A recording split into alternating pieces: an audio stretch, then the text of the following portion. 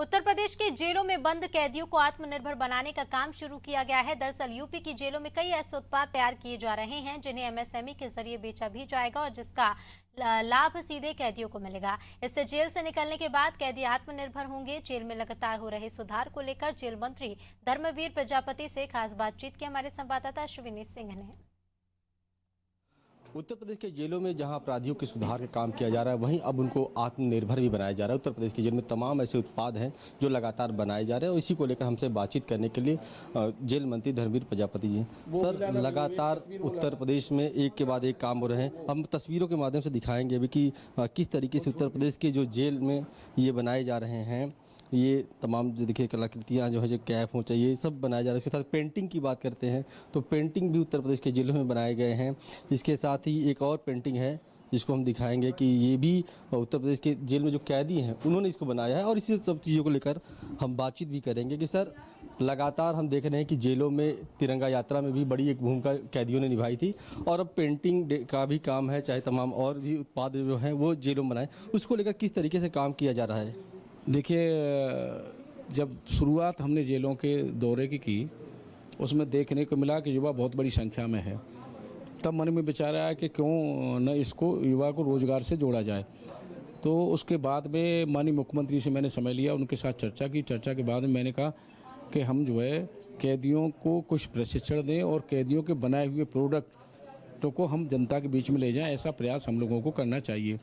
तुरंत उन्होंने कहा एमएसएमई से बात करिए और मैं बात करता हूँ, उसके साथ बैठक करिए, अपने विभागों की इसे आगे बढ़ाइए। उन्होंने अनुमति दी। हमने दूसरे दिन अपने एमएसएमई की और अपने विभाग कारागार विभाग की बैठक की। उसके बाद इसको आगे बढ़ा दिया और सभी जेलों में ट्रेनिंग हमने शुरू करा दी।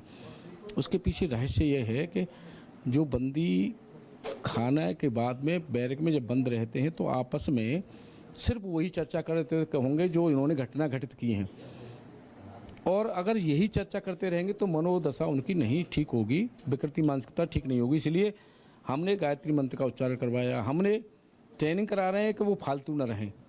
जब काम सीखेंगे कुछ कराएंगे, जो श्रम मिलेगा उनको घर भेजेंगे, ये प्रयास है। और सभी जेलों में जहाँ जगह है वहाँ आउटलेट की व्यवस्था हम बना रहे हैं कि जो बनाए हुए प्रोडक्ट हैं वहाँ बिकें। और वही एक ही जेल के नहीं, हमारा प्रयास रहेगा सभी को कनेक्ट करके एक दूसरे का सामान सबका वहाँ रहे, ये और वो सब लोग जनता के बीच में जाए। आज एक माध्यम छोटा सा लिया है, आपके माध्यम से जनता के बीच में ले जाने का प्रयास किया है कि ये पेंटिंग कैदी ने बनाई है, आप ये देखेंगे ये महिला कैदियों ने बनाई है। और गेहूं की बाली से ये पेंटिंग भी बंदियों की बनाई हुई है।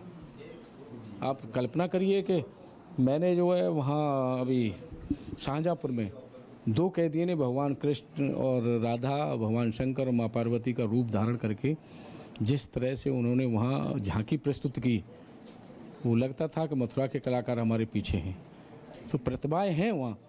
एक आपके माध्यम से मैं जानकारी दूंगा कि पीलीभीत में जिलाधिकारी ने उन्नयन के नाम से एक उन्नयन नाम से एक उन्होंने कार्यक्रम शुरू किया है।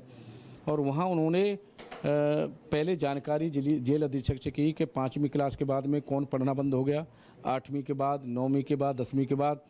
फिर उनको सूची बना करके सबको बुलाया, फिर पूछा पढ़ना कौन चाहता है। जितने लोग पढ़ना चाहते थे उनको सबको किताबें उपलब्ध कराई हैं और उनको कहीं LED बल्ब बनाने की ट्रेनिंग सिखा रहे हैं। कई काम उन्होंने जो है ट्रेनर भेज दिए हैं सिखाने के लिए। तो एक सार्थक प्रयास है कि कैदियों की सोच बदले और रोजगार से भी जुड़ें, ये प्रयास हम लोगों का है। बिल्कुल, जो कैदी वहाँ पर वो सीख रहे हैं, वो बना भी रहे हैं प्रोडक्ट। हम लोग भी देख रहे हैं लगातार तिरंगा यात्रा में भी उन्होंने एक बड़ी अहम भूमिका निभाई थी। बड़ी संख्या में तिरंगा झंडे को तैयार किया गया था। लेकिन बात करें कि तमाम वो जो बड़े जो अपराधी हैं, जो कुख्यात अपराधी, जहाँ लोग जाने से डरते हैं, उनसे बातचीत करने से डरते हैं, यहाँ तक कि जेल अधीक्षक भी उनसे दूरी बनाते हैं, तो क्या उनको किस तरीके से प्रशिक्षण से जोड़ा जाएगा और किस तरीके से उनको भी सुधार की तरफ लाया जाएगा? देखिए, पेशेवर कैदी है, जो पेशेवर है उसमें तो गुंजाइश सुधरने की रहती नहीं। अगर वो हम लोगों के वार्तालाप से सुधरने का प्रयास करता है तो उसका स्वागत है। नहीं, अनायास जो घटना में घटित होते हैं वो तो सुधरने का प्रयास कर रहे हैं और हम लोगों को दिखाई भी दे रहा है। जेल अधीक्षकों से बात होती है तो कहते हैं संवाद के बाद में बहुत कुछ चीज़ें बदली हैं, कैदियों के व्यवहार में बदला हुआ है। बिल्कुल, देखिए, अगर सर हम बात करते तो अब धीरे धीरे सुधार भी हो रहा है और तमाम उत्पादक भी अब तैयार हो रहे हैं तमाम जेलों से। इसके लिए एक प्लेटफॉर्म भी आप तैयार कर रहे हैं। जो जेल से कैदी निकलकर बाहर आएंगे उनको फिर किस तरीके से माहौल दिया जाएगा, किस तरीके से उनकी व्यवस्था की जाएगी ताकि वो जब बाहर आए तो अपना रोजगार बेहतर तरीके से, उसको लेकर कोई तैयारी आगे? इसीलिए तो हम लोग कर रहे हैं कि अंदर उनको काम सिखा रहे हैं। काम सीखने के बाद में रोजगार, बेरोजगार रहेंगे ही नहीं, अपना रोजगार रहेंगे। मान के चलिए आजीवन सजा है, 20 साल का लड़का है या 30 साल का लड़का है, आजीवन सजा है, 16 साल 20 साल काटेगा तो 40 साल का हो जाएगा। उसके बाद में हो सकता है कोई मजदूरी न दे और काम सीख जाएगा तो अपने जाकर के बाहर काम करेगा और काम करने के बाद स्वरोजगार से जुड़ जाएगा तो अपने परिवार का अपना भरण पोषण तो कर ही सकता है। धन्यवाद सर। ये हमारे साथ थे जेल मंत्री धर्मवीर प्रजापति, जिन्होंने साफ तौर पर कहा कि अब सुधार के साथ उनको आत्मनिर्भर भी बनाया जाए ताकि जब जेल से वो बाहर निकलें तो उनको रोजगार और जो स्वरोजगार है उससे अपने आप को जोड़ें और अब कहीं पर भी किसी तरह भटकना भी ना पड़े। वीडियो जर्नलिस्ट मन्ना के साथ अश्विनी सिंह, अनादि टीवी, लखनऊ।